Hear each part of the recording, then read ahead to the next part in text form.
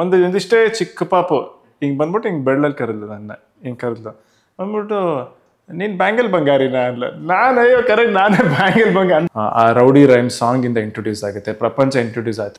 ನಾನು ಹೇಳ್ತೀನಿ ಇನ್ಮೇಲೆ ಸೆಕ್ಯೂರಿಟಿ ದುಡ್ಡು ಯಾರಿಗೂ ಕೊಡಂಗಿಲ್ಲ, ನಾವು ನೋಡ್ಕೊಂತೀವಿ. ಪಮ್ಮಿ ಕ್ಯಾರೆಕ್ಟರ್ ಅವಳು ಆರ್ಯ ಅಂತೂ ಫಸ್ಟ್ ಡೇ ಶೂಟಿಂಗ್ ಬಂದಾಗಂತೂ ನಾವು ಸಖತ್ ಕ್ಲೋಸ್ ಆಗ್ಬಿಟ್ವಿ. ನನ್ಗೇನೋ ನನ್ನ ಚಿಕ್ಕ ತಂಗಿ ತರಾನೇ ಅನ್ಸ್ಬಿಟ್ಲು ಅವಳು ಫಸ್ಟ್ ಇಂದ. ಪೂರ್ಣನ್ ಮೀಟ್ ಮಾಡಿದ ತಕ್ಷಣ, ಮೀಟ್ ಮಾಡಿದ ದಿವಸ ಇಂದಾನೆ ಸಖತ್ ಕ್ಲೋಸ್ ಆಗ್ಬಿಟ್ರು. ಆತ್ಮೀಯ ಕನ್ನಡ ಪಿಕ್ಚರ್ ವೀಕ್ಷಕರಿಗೆ ನಮಸ್ಕಾರ.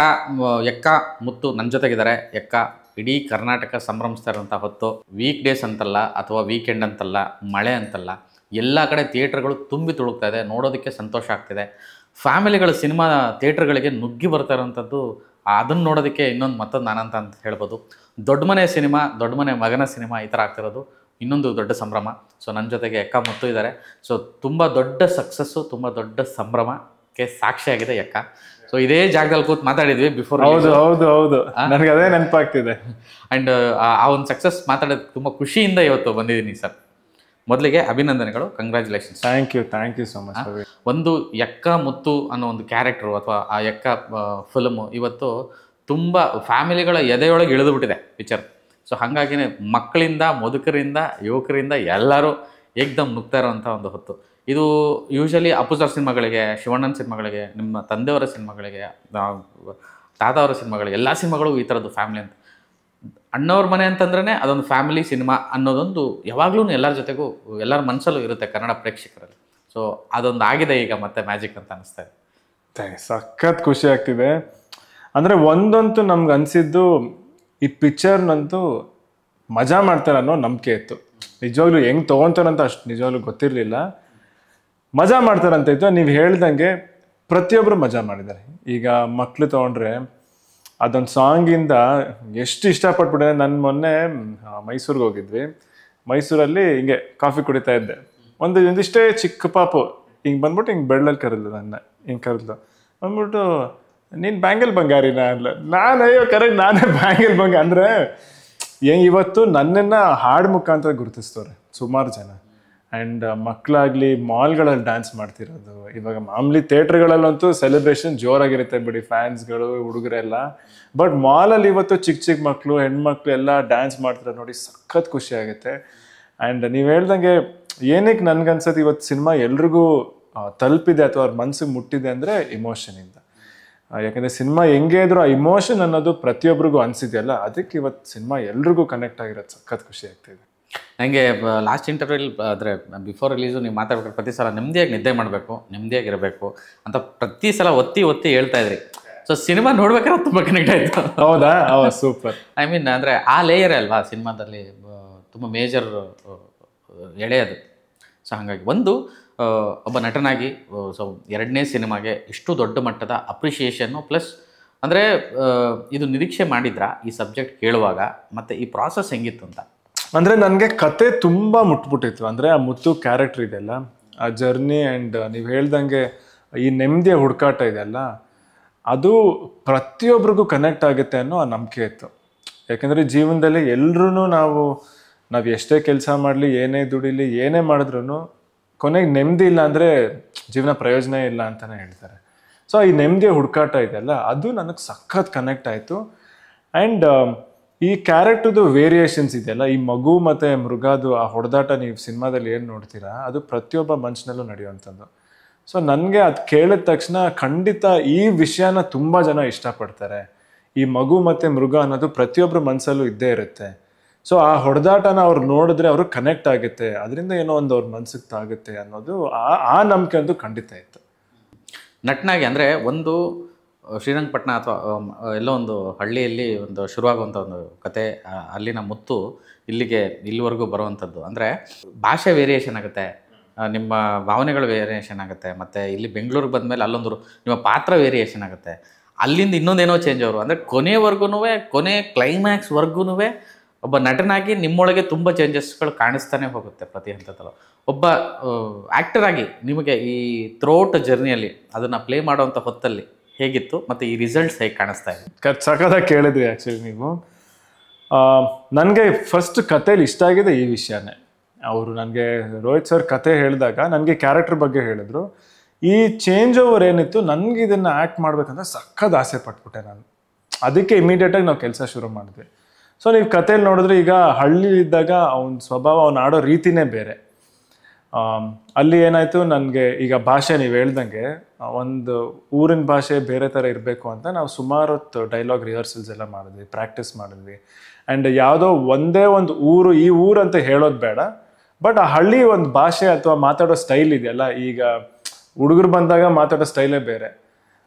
ಸೊ ಅದನ್ನು ಸಿಕ್ಕಾಬಟ್ಟೆ ಅವಾಗ ಆ ಕ್ಯಾರೆಕ್ಟರ್ಗೆ ಏನಾಯಿತು, ಫುಲ್ ಓಪನ್ ಅಪ್ ಆಯಿತು. ನನಗೆ ಆ್ಯಕ್ಟ್ ಮಾಡ್ಬೇಕಂದ್ರೂ ತುಂಬ ಲೌಡ್, ಏನಿದ್ರೂ ಎಕ್ಸ್ಪ್ರೆಷನ್ಸ್ ಜಾಸ್ತಿ.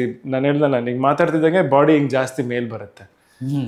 ಅಂದರೆ ಖುಷಿ, ಎಲ್ಲ ವಿಷಯದಲ್ಲೂ ಖುಷಿ. ಈಗ ನಿಮಗೆ ಯೋಚನೆ ಇಲ್ಲದಾಗ ನೀವು ಫ್ರೆಂಡ್ಸ್ ಜೊತೆ ಕೂತಿದ್ದಾಗ ಹೆಂಗೆ ಮಾತಾಡ್ತೀರ, ಯಾವ ಯೋಚನೆನೂ ಇರಲ್ವಲ್ಲ, ಆಟೋಮ್ಯಾಟಿಕ್ ನೀವು ಮಾತಾಡೋ ಸ್ಟೈಲ್, ವಾಯ್ಸ್ ಜೋರಾಗುತ್ತೆ, ಮಾತಾಡೋ ಪದಗಳು ಬೇರೆ ಬೇರೆ ಥರ ಬರುತ್ತೆ. ಸೊ ಆ ಚೇಂಜ್ ಓವರ್ ಆದಮೇಲೆ ಹಳ್ಳಿಗೆ ಬಂದಾಗ, ಊರಿಗೆ ಬಂದಾಗ ಕೆಲಸ ಅಂತ ಬರುತ್ತಲ್ಲ, ಕೆಲಸ ಅಂತ ಬಂದಾಗ ಮಾಮೂಲಿ ಕೆಲಸ ಮಾಡಿಕೊಂಡು ಡ್ಯೂಟಿ ಮಾಡಿಕೊಂಡು ಅಲ್ಲಿ ಒಂದು ಹುಡುಗಿ ಪ್ರೀತಿ ಆಗುತ್ತೆ. ಸೊ ಪ್ರೀತಿ ಇದ್ದಾಗ ಅವ್ರು ನೋಡಿ ಆ ಹಳ್ಳಿದು ಒಂದು ಇನ್ನೋಸೆನ್ಸ್ ಇದ್ದೇ ಇರುತ್ತೆ, ಬಟ್ ಸಾಫ್ಟ್ ಆಗ್ತಾ ಹೋಗ್ತಾನೆ. ಯಾಕಂದ್ರೆ ಅಲ್ಲಿ ಹುಡುಗಿ ಜೋರು, ಅವಳು ಸಿಕ್ಕಾಪಟ್ಟೆ ಜೋರು, ಮಾತಾಡಿದ್ರೆ ಏಯ್ ಅಂತ ಇರ್ತಾಳೆ ಅವಳು. ಸೊ ಇವನಾಗ್ತಾ ಕ್ಯಾರೆಕ್ಟರ್ ಸಾಫ್ಟ್ ಆಗ್ತಾನಲ್ಲ, ನನಗೆ ಅದನ್ನ ಪ್ಲೇ ಮಾಡೋಕ್ಕೂ ಸಖತ್ ಇಷ್ಟ ಆಯಿತು. ಅಂದರೆ ಆ ಇನ್ನೋಸೆನ್ಸು ಇತ್ತು, ಆ ಖುಷಿ ಇತ್ತು, ಆ ಪ್ರೀತಿ ಇತ್ತು. ಬಟ್ ಅವ್ನ ಫ್ರೆಂಡ್ಸ್ ಜೊತೆ ಹೆಂಗೆ ಜೋರಾಗಿರ್ತಾನಲ್ಲ, ಹುಡುಗಿ ಜೊತೆ ಹಂಗಿರಲ್ಲ, ಹುಡುಗಿನೇ ಜಾಸ್ತಿ ಜೋರು. ಬಟ್ ಎಲ್ಲಿ ಸಿನಿಮಾದ ಟರ್ನಿಂಗ್ ಪಾಯಿಂಟ್ ಬರುತ್ತಲ್ಲ, ಸೊ ಮಗು ಅನ್ನೋದು ಹಿಡಿತ ಅಥವಾ ಒಂದು ಸೈಲೆನ್ಸ್ ಅಂತ ಬಂದಾಗ, ಆ ಪಾಯಿಂಟ್ ಇವಾಗ ಇಂಟರ್ವೆಲ್ ಟೈಮಲ್ಲಿ ನಿಮ್ಗೆ ಗೊತ್ತು, ಈ ಮಗು ಮತ್ತು ಮೃಗ ಮಧ್ಯದಲ್ಲಿದ್ದಾನೆ ಕ್ಯಾರೆಕ್ಟರ್. ಸೊ ಮಧ್ಯದಲ್ಲಿದ್ದಾಗ ಅವನು ಈ ಕಡೆನೂ ಇಲ್ಲ ಆ ಕಡೆನೂ ಇಲ್ಲ, ಒಂಥರ ಸ್ತಬ್ಧ ಆಗೋಗ್ತಾನೆ. ಮಾತು ಬರಲ್ಲ, ಕಮ್ಮಿ ಮಾತು. ಅವನಿಗೆ ಗೊತ್ತಿಲ್ಲ ಅವ್ನು ಏನು ಅಕ್ಕಪಕ್ಕ ಪ್ರಪಂಚ ಏನು ನಡೀತಿದೆ. ಆ ರೌಡಿ ರೈಮ್ ಸಾಂಗಿಂದ ಇಂಟ್ರೊಡ್ಯೂಸ್ ಆಗುತ್ತೆ, ಪ್ರಪಂಚ ಇಂಟ್ರೊಡ್ಯೂಸ್ ಆಗುತ್ತೆ. ಅದಲ್ಲೂ ನೀವು ನೋಡಿದ್ರೆ ಅವನೇನು ಜಾಸ್ತಿ ಮಾಡಲ್ಲ, ಎಲ್ಲ ನೋಡ್ತಿರ್ತಾನೆ, ಏನಿದು ಹೊಸದು, ಏನಿದು ದುಡ್ಡುಗಳು ಕೊಡ್ತಿದ್ದಾರೆ, ಏನು ಯಾವನೋ ಶೂಟ್ ಮಾಡ್ತಿದ್ದಾರೆ. ಆ್ಯಂಡ್ ಈಗ ತಾನೇ ಒಂದು ಇಮೋಷ್ನಲ್ ಜರ್ನಿನ ಫೀಲ್ ಮಾಡಿ, ಆ ಇಮೋಷ್ನಲ್ ಟ್ರಾಮಾ ಆಗಿ, ಯಾರೋ ಒಬ್ಬರ ಪ್ರೀತಿಯನ್ನ ಕಳ್ಕೊಂಡು ಸಡನ್ ಅವ್ನಿಗೆ ಏನು ಮಾಡ್ಬೇಕು ಗೊತ್ತಿಲ್ಲ. ಬಟ್ ಹೋಗ್ತಾ ಹೋಗ್ತಾ ಏನಾಗುತ್ತೆ, ಆ ಮೃಗ ಅನ್ನೋನು ಆಚೆ ಬರ್ತಾನಲ್ಲ. ಸೊ ನನಗೆ ಓವರ್ ಆಲ್ ಈ ಸಿನಿಮಾಲಿ ಇಷ್ಟು ವೇರಿಯೇಷನ್ಸ್ ಪ್ಲೇ ಮಾಡೋದು ನನಗೆ ಸಕ್ಕತ್ ಇಷ್ಟ ಆಯಿತು. ಆ್ಯಂಡ್ ನನಗೆ ಕ್ಯಾರೆಕ್ಟರ್ನ ಎಷ್ಟು ಚೆನ್ನಾಗಿ ರೋಹಿತ್ ಸರ್ ಹೇಳಿದರು ಅಂದರೆ, ಸೊ ಪ್ರತಿಯೊಂದು ಇಮೋಷನ್ಗೂ ಒಂದು ಮ್ಯಾನರಿಸಮ್ ಅನ್ನೋದು ಶುರು ಆಯಿತು. ಲೈಕ್ ಹಳ್ಳಿಲಿದ್ದಾಗ ನಾನು ಹೇಳಿದ್ನಲ್ಲ, ಆಟೋಮ್ಯಾಟಿಕ್ಕಾಗಿ ವೈಡ್ ಆಗುತ್ತೆ. ಈಗ ನಾನು ಇಷ್ಟು ಹೇಳೋದಕ್ಕೂ ತುಂಬ ಡಿಫ್ರೆನ್ಸ್ ಇದೆ. ಅದೇ ಸೈಲೆಂಟ್ ಆದಾಗ ತುಂಬ ಸಾಫ್ಟ್. ನೀವು ನೋಡಿದ್ರೆ ಜಾಸ್ತಿ ಮೂವ್ಮೆಂಟ್ ಮಾಡಲ್ಲ, ಬರೀ ಇಷ್ಟಿಷ್ಟೇ ತಿರುಗ್ತಾ ಇರ್ತಾನೆ. ಅದೇ ಮೃಗ ಅನ್ನೋದು ಆದ ತಕ್ಷಣ ಕೋಪ ಜಾಸ್ತಿ. ನೋಡಿ, ಎಲ್ಲೋದ್ರೂ ಕೋಪ ಇಮ್ಮಿಡಿಯೇಟ್. ಏನಿದ್ರು ಒನ್ ಲೈನರ್ಸ್ ಜಾಸ್ತಿ ಬರುತ್ತೆ, ಅವಾಗ ಮಾತು ಕಮ್ಮಿ, ಒನ್ ಲೈನರ್ಸ್. ಅವಾಗ ಯಾರೊಬ್ರು ಹೇಳ್ತಿರ್ತಾರೆ, ನಾನು ಹೇಳ್ತೀನಿ ಇನ್ಮೇಲೆ ಸೆಕ್ಯೂರಿಟಿ ದುಡ್ಡು ಯಾರಿಗೂ ಕೊಡೋಂಗಿಲ್ಲ, ನಾವು ನೋಡ್ಕೊತೀವಿ, ಅಷ್ಟೇ ಸಿಂಪಲ್. ಅದೇ ಮುಕ್ತು ಕ್ಯಾರೆಕ್ಟರ್ ಇದ್ರೆ ಅವ್ನು ಪ್ರತಿಯೊಂದು ವಿಷಯ ಇನ್ನೇನು ಮಾಡುತ್ತೆ ಅದೇನು ಮಾಡುತ್ತೆ ಅಂತಿದ್ದಲ್ಲ. ಸೊ ಈ ಟ್ರಾನ್ಸ್ಫಾರ್ಮೇಷನ್, ಈ ಜರ್ನಿ ನನಗೆ ಸಖತ್ ಇಂಟ್ರೆಸ್ಟಿಂಗ್ ಅನಿಸ್ತು. ಆ್ಯಂಡ್ ಅದು ನೀವು ಹೇಳ್ದಂಗೆ ಎಲ್ಲರೂ ಇವತ್ತು ಇಷ್ಟಪಟ್ಟರೆ ಸಖತ್ ಖುಷಿ ಆಗುತ್ತೆ. ಅಂದರೆ ಈ ಸಕ್ಸಸ್ನ, ನಿಮ್ಮ ಸಿನಿಮಾ ಸಕ್ಸಸ್ನ ಡಿಫೈನ್ ಮಾಡೋಕ್ಕಾಗ್ತಿಲ್ಲ ಎಕ್ಸಾಕ್ಟ್ಲಿ ಏನಕ್ಕೆ ಅಂತ. ಇದು ಫೇಮ್ ಇರೋವಂಥ ಟೀಮ್ ಸೇರ್ಕೊಂಡು ಮಾಡಿದ್ದೇನೋ, ಪ್ರೊಡಕ್ಷನ್ ಹೌಸ್ ಸೇರ್ಕೊಂಡು ಮಾಡಿದ್ದೆ ಅನ್ನೋದಕ್ಕೋ, ಟೆಕ್ನಿಷಿಯನ್ಸ್ ಆ ಥರ ಇದ್ದಾರೆ ಅನ್ನೋದಕ್ಕೋ, ಅಥವಾ ಏನೋ ಈ ಒಂದು ಹಾಡಿಂದ ಹಿಟ್ ಆಗೋಯ್ತು, ಈ ಥರ ಏನು ಅಂತ ಡಿಫೈನ್ ಮಾಡೋಕ್ಕಾಗ್ತಿಲ್ಲ ಎಕ್ಸಾಕ್ಟ್ಲಿ.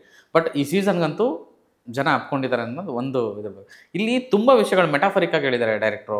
ಆಮೇಲೆ ಮಗು ಮೃಗ, ಅದೇ ಫಸ್ಟ್ ಹಾಫಲ್ಲೇ ಮಗು ಸತ್ತೋಯ್ತು, ಸೆಕೆಂಡ್ ಹಾಫ್ಗೆ ಮೃಗ ಓಪನ್ ಆಯಿತು, ಮತ್ತೆ ಮಗು ಮೃಗ ಒಂದಾಗಿ ಮತ್ತೆ ಹೋರಾಟ ಮಾಡುತ್ತೆ, ಅದು ಫೈಟ್ ಮಾಡುತ್ತೆ, ಅಗೇನ್ ಮತ್ತೆ ಮೃಗವಾಗಿ ಎಲ್ಲರನ್ನೂ ಮುಗಿಸಿ ಮತ್ತೆ ಮಗು ಆಗ್ತಾನೆ. ಅಂದರೆ ಹಿಂಗೆ ಏರಿಳಿತಾನೆ ತುಂಬ ಚೆನ್ನಾಗಿದೆ ಕ್ರಾಫ್ಟು, ಅಂದರೆ ಸ್ಟೋರಿ ಲೈನೇನೆ.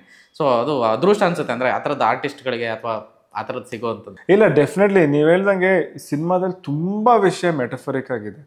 ಆ್ಯಂಡ್ ಲೈಕ್ ನೀವು ಫಸ್ಟ್ ನೋಡಿದ್ರೆ ಆ ಚಿಕ್ಕ ಹುಡುಗಿ, ಅವಳು ಯಾವಾಗಲೂ ಹೇಳ್ತಿರ್ತಾರೆ ಸೂಪರ್ ಮ್ಯಾನ್ ಅಂತ ಕರೀತಾ ಇರ್ತಾರಲ್ಲ, ಅವಳು ಹೇಳ್ತಾರೆ ಸ್ಕೂಲಲ್ಲಿ ಯಾವನೋ ಒಬ್ಬ ಗಲಾಟೆ ಮಾಡ್ತಾನೆ, ಏನು ಮಾಡ್ತೀಯ.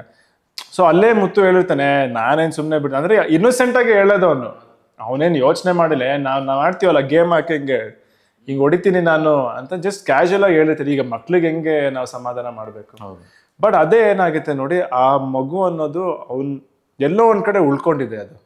ಸೊ ಲಾಸ್ಟಲ್ಲಿ ಆ ರೋಷ ಅದೆಲ್ಲ ಬಂದಾಗ್ಲೂ ಅವ್ನು ಯಾವ ಥರ ಪ್ರಾಮಿಸ್ ಮಾಡಿದ್ದ, ಆ ಪ್ರಾಮಿಸ್ ರೀತಿನೇ ಅವ್ನು ಹೊಡಿತಾನೆ. ಹೌದು. ಯಾಕಂದ್ರೆ ಅವನಿಗೆ ತೃಪ್ತಿ ಸಿಗ್ಬೇಕಾಗಿದೆ ಅದ್ರದ್ದು. ಅವ್ನು ಮಾತು ಕೊಟ್ಬಿಟ್ಟಿದ್ದಾನೆ ಆ ಚಿಕ್ಕ ಮಗುಗೆ. ಅದೇ ಏನು ಹೇಳು, ನಿನ್ಗೆ ಯಾರು ತೊಂದರೆ ಮಾಡ್ತಾರಾ, ನಾನು ಸುಮ್ಮನಂತೂ ಬಿಡಲ್ಲ, ಹೊಡೆದ್ರೆ ಹಿಂಗೆ ಹೊಡಿತೀನಿ ಅಂತ ಹೇಳ್ತಾನೆ. ಸೊ ಅದೇ ಥರ ಕೊನೆಯಲ್ಲಿ ನೀವು ಅದನ್ನೇ ನೋಡ್ತೀರಾ, ಮೃಗ ಮತ್ತು ಮಗು ಒಟ್ಟಿಗೆ ಆದಾಗ ಆ ಮಜಾನೂ ಇರುತ್ತೆ, ಆ ಕೋಪನೂ ಇರುತ್ತೆ ಅಲ್ಲಿ. ನಾನು ಅದೇ ಆಮೇಲೆ ಇನ್ನೊಂದು ಸಿನಿಮಾದಲ್ಲಿ ಬರೀ ನಾಯಕ ಅಲ್ಲ ಅಥವಾ ನಾಯಕಿ ಅಲ್ಲ ಅಥವಾ ಬರೀ ಮ್ಯೂಸಿಕ್ ಅಲ್ಲ ಅಥವಾ ಬರೀ ಸ್ಟಂಟ್ಸ್ ಅಲ್ಲ, ಈ ಥರ ಎಲ್ಲವೂ ಸೇರಿಕೊಂಡಾಗಲೇ ಒಂದು ಪರ್ಫೆಕ್ಟ್ ಸಿನಿಮಾ ಆಗೋದು. And especially when it comes to supporting characters ಅಂತಾರಲ್ಲ, ಈ ಸಿನಿಮಾದಲ್ಲಿ ಪಮ್ಮಿ ಅನ್ನೋ ಒಂದು ಕ್ಯಾರೆಕ್ಟ್ರಿಂದ ಹಿಡಿದು, ಡ್ಯಾಡಿ ಕ್ಯಾರೆಕ್ಟ್ರಿಂದ ಹಿಡಿದು, ಗಾರ್ಬೇಜ್ ಗಂಗಾ ಅನ್ನೋ ಒಂದು ಬಂದೋಗೋ ಕ್ಯಾರೆಕ್ಟ್ರಿಂದ ಹಿಡಿದು ಪ್ರತಿ ಕ್ಯಾರೆಕ್ಟ್ರು ಉಳ್ಕೊಳ್ಳುತ್ತೆ ಸಿನಿಮಾದಿಂದ ಆಚೆ ಬಂದಾಗ, ನೆನಪಲ್ಲಿರುತ್ತೆ. ಅಷ್ಟು ಕನೆಕ್ಟೆಡ್ ಆಗಿ ಡೈರೆಕ್ಟ್ರ್ ಎಳೆದಿದ್ದಾರೆ ಅಂತ ಅನ್ನಿಸ್ತು ನನಗೆ. ಸೊ ಆ ಒಂದು ವಿಚಾರಕ್ಕೆ ಬಂತಂದರೆ ನಿಮಗೆ ಎಸ್ಪೆಷಲಿ ಪರ್ಸ್ನಲ್ ಆಗಿ ಏನೋ ಆಫ್ ದ ಕ್ಯಾಮ್ರಾ ಅಥವಾ ಆ ಒಂದು ಸನ್ನಿವೇಶಗಳಲ್ಲಿ ಆ ಮಗು ಅಷ್ಟು ಕೆಮಿಸ್ಟ್ರಿ ನಿಮ್ದು ಆಗಿದೆಯಲ್ಲ, ಆ ಮಗು ಅಷ್ಟು ಚೆನ್ನಾಗಿ ಲವ್ಲೋಕೆ ಅಂದರೆ ಮೇ ಬಿ ಆ ಕನೆಕ್ಟು ಮತ್ತು ಆ ಬ್ಯಾಂಗಲ್ ಬಂಗಾರಿ ಸಾಂಗು ಇವತ್ತು ಪ್ರತಿ ಮನೆ ಮಕ್ಕಳು ಬಾಯಲ್ಲಿದೆ. ಸಿನಿಮಾ ನೋಡ್ತಾ ಇರೋರ ಮನೆಯಲ್ಲೂ ಮೌತ್ ಟಾಕ್ ಏನಕ್ಕೆ ಆಗ್ತಿದೆ ಅಂದರೆ ಆ ಮಕ್ಕಳು ಮಾತಾಡ್ತಿದ್ದಾರೆ ಪಿಕ್ಚರ್ ಬಗ್ಗೆ. ಹೌದು. ಸೊ ನನಗೆ ಆ ಪಮ್ಮಿ ಮತ್ತು ನಿಮ್ಮ ಒಂದು ಕೆಮಿಸ್ಟ್ರಿ ಬಗ್ಗೆ ಕೇಳೋದು ಹೇಳ್ತೀನಿ. ಅಯ್ಯೋ, ಆ ಪಮ್ಮಿ ಕ್ಯಾರೆಕ್ಟರ್ ಅವಳು ಆರ್ಯ ಅಂತೂ ಫಸ್ಟ್ ಡೇ ಶೂಟಿಂಗ್ ಬಂದಾಗಂತೂ ನಾವು ಸಖತ್ ಕ್ಲೋಸ್ ಆಗ್ಬಿಟ್ವಿ. ಇನ್ಫ್ಯಾಕ್ಟ್ ಶಾರ್ಟ್ ನಡೀದೇ ಇರೋ ಟೈಮ್ ಬಂದ್ಬಿಟ್ಟು ಅವಳು ಕೂತ್ಕೊಂಡು ಏನೇನೋ ಹೇಳ್ಕೊಡಿದಲ್ಲ, ಆಮ್ ಚೂರಿ ಚಪ್ಪ ಚೂರಿ ಏನೇನೋ ಫುಲ್ ಬರೀ ಆಟ ಆಡ್ತಾ ಇದ್ವಿ. ಆಮೇಲೆ ಅವಳು ಏನೇ ಕ್ರಾಫ್ಟ್ ಮಾಡೋಳು, ತುಂಬ ಚೆನ್ನಾಗಿ ಕ್ರಾಫ್ಟ್ ಮಾಡೋದು ನನಗೆ ತೋರಿಸೋಳು, ಇನ್ನೇನೋ ಮಾಡೋದು ನನಗೆ ಹೇಳ್ಕೊಡೋಳು. ಸೊ ನಾವು ಸಖತ್ ಕ್ಲೋಸ್ ಆದ್ವಿ. ಆಮೇಲೆ ಅವಳು ಏನಂದರೆ ಅವಳು ಏನಾರು ಸ್ನ್ಯಾಕ್ಸ್ ತಿಂತಿದ್ರೆ ನನಗೆ ಬಂದು ಸ್ನ್ಯಾಕ್ಸ್ ಕೊಡೋಳು. ಆ್ಯಂಡ್ ಅವ್ರ ಅಮ್ಮ ಸಖತ್ ಸಪೋರ್ಟ್ ಮಾಡಿದ್ದಾರೆ ಇದರಲ್ಲಿ, ಪುನೀತ್ ಅವರು ತುಂಬ ಸಪೋರ್ಟ್ ಮಾಡಿದ್ದಾರೆ. ಸೊ ನಾವೊಂಥರ ತುಂಬ ಕ್ಲೋಸ್ ಆಗ್ಬಿಟ್ವಿ. ನನಗೇನೋ ನನ್ನ ಚಿಕ್ಕ ತಂಗಿ ಥರನೇ ಅನ್ಸ್ಬಿಟ್ಲು ಅವಳು ಫಸ್ಟಿಂದ. ಸೊ ಅದಕ್ಕೆ ಏನಾಯಿತು, ಆ ಬಾಂಡ್ ನಾವು ಆ್ಯಕ್ಟ್ ಮಾಡಬೇಕಂದ್ರೆ ತುಂಬ ನ್ಯಾಚುರಲಾಗಿ ಬರೋಕ್ಕೆ ಶುರು ಆಯಿತು. ಆ್ಯಂಡ್ ಸೊ ನೀವು ನೋಡಿದ್ರೆ ಕಥೆಯಲ್ಲೂ ಈ ಟರ್ನಿಂಗ್ ಪಾಯಿಂಟ್ ಬರೋದೇ ಈ ಪಮ್ಮಿಯಿಂದ. ಹೌದು, ಈ ಪಮ್ಮಿಯಿಂದನೇ ಆ ಟರ್ನಿಂಗ್ ಪಾಯಿಂಟ್ ಬರೋದು. ಯಾವಾಗ ಆ ಇಮೋಷ್ನಲ್ ಸೀನ್ ಆಗುತ್ತಲ್ಲ, ಆವಾಗ ಈ ಮಗು ಅನ್ನೋದು ಸತ್ತೋಗುತ್ತೆ ಇವನಲ್ಲಿ, ಆ ಕ್ಯಾರೆಕ್ಟ್ರಿಂದ. ಅದೇ ಥರ ನೀವು ಸೇಮ್ ತೊಗೊಂಡ್ರೆ ಡ್ಯಾಡಿ ಕ್ಯಾರೆಕ್ಟ್ರು ಪೂರ್ಣನೂ ಆ್ಯಕ್ಚುಲಿ ಅವ್ರ ಬಗ್ಗೆ ಗೊತ್ತಿತ್ತು ಸುಮಾರು ಸತಿ, 1-2-3 ಸತಿ ಆ್ಯಕ್ಚುಲಿ, ತುಂಬಾನೂ ಇಲ್ಲ, 1-2-3 ಸತಿ ಮೀಟ್ ಮಾಡಿದ್ದೆ ಮುಂಚೆ. ಬಟ್ ಈ ಸಿನಿಮಾ ಶೂಟಿಂಗ್ ಟೈಮ್ ಪೂರ್ಣನ್ ಮೀಟ್ ಮಾಡಿದ ತಕ್ಷಣ, ಮೀಟ್ ಮಾಡಿದ ದಿವಸದಿಂದನೇ ಸಖತ್ ಕ್ಲೋಸ್ ಆಗ್ಬಿಟ್ವಿ. ಸಖತ್ ಕ್ಲೋಸ್. ನಾವು ಬರೀ ಮಾತಾಡೋದು, ಬರೀ ಬೇಡದರ ಮಾತಾಡೋದು ಜಾಸ್ತಿ. ನಾವು ಶೂಟಿಂಗ್ ಏನೇನೋ ಮಾತಾಡೋದು, ಹರಟೆ ಹೊಡೆಯೋದು, ತಮಾಷೆ ಮಾಡೋದು, ಸಖತ್ ಕ್ಲೋಸ್ ಆಗ್ಬಿಟ್ಟ ಅವನು. ಆ್ಯಂಡ್ ಫಿಲ್ಮಲ್ಲಿ ನೋಡಿದ್ರೆ ಒಂಥರ ಇಡೀ ಸೆಕೆಂಡ್ ಹಾಫಲ್ಲಿ ಆ ಮಜಾ ಕೊಡೋದು, ಒಂಥರ ಜನಕ್ಕೆ ನಗ್ಸೋ ಕ್ಯಾರೆಕ್ಟರ್ ಬಂದ್ಬಿಟ್ಟು ಪೂರ್ಣನ್ ಕ್ಯಾರೆಕ್ಟರ್, ಡ್ಯಾಡಿ ಕ್ಯಾರೆಕ್ಟರ್.